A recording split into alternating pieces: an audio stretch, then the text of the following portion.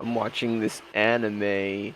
It's called Chihaya Furu, and I'm about to explain the definition because I explain it in the show. And it is impassionate, and they compare impassionate with frenzied, and how impassionate is power that is used for right, while frenzied is power used for wrong. Now, the impassionate energy, let's call it, let's view it as like a top that's spinning. You know, when a top is spinning perfectly, it almost looks like it's not moving. And so it's smooth and it's strong enough to repel anything that makes contact with it to maintain its own balance. Right? So all its power and energy is going into balancing itself. And frenzied would, if you're looking at a top that's frenzied, you'd see one that's wobbling all over the place, right? You're not really sure how long it's going to last spinning, and you also don't know where it's going to move next. It's moving sporadically.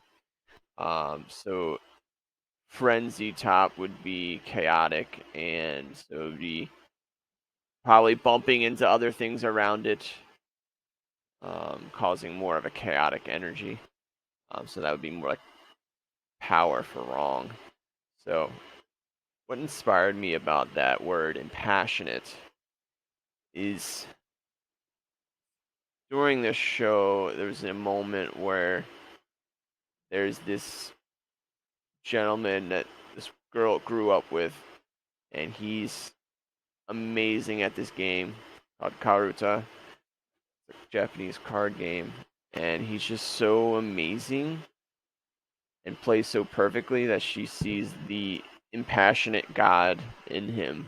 Basically, he's so balanced and unchanged from what's happening outside of him. So he's like that top that's spinning beautifully and perfectly, and anything that goes to mess with that energy that tries to knock that top off balance will be knocked off balance itself. So it's basically this like energy is so powerful that we can all tap into. Like when we are truly tapping into something, being ourselves, then nothing can mess with that.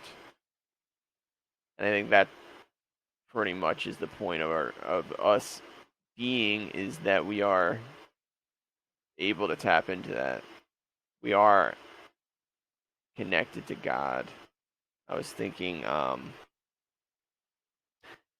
also realization too is like there's this mix where humans can feel like they're God, or like try to do things that God only done, or like, the Tower of Babel, trying to replace God in a sense.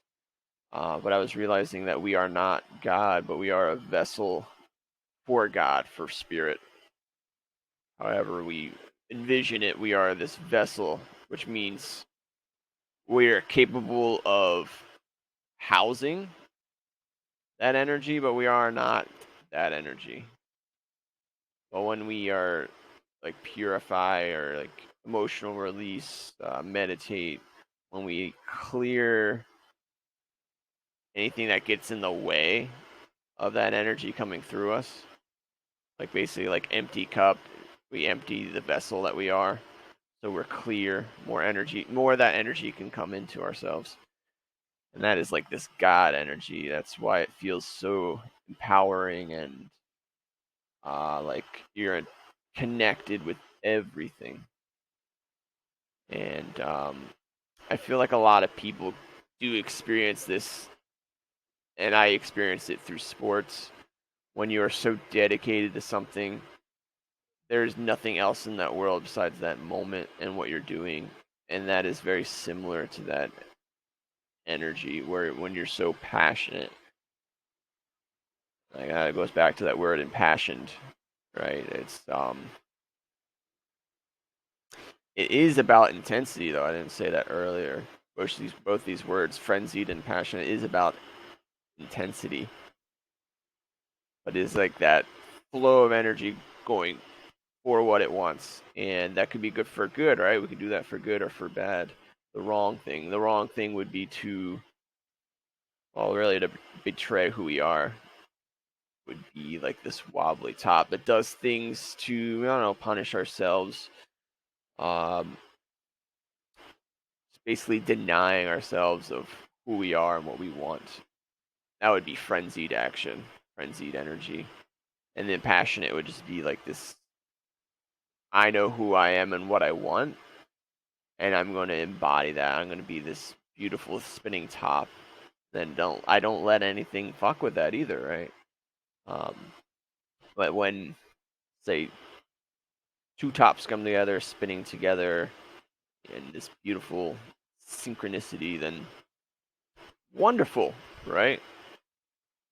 It only becomes an issue when something tries to mess with another's balance, right? When another top comes in and knocks into another top, it wants to mess with the balance of the other one.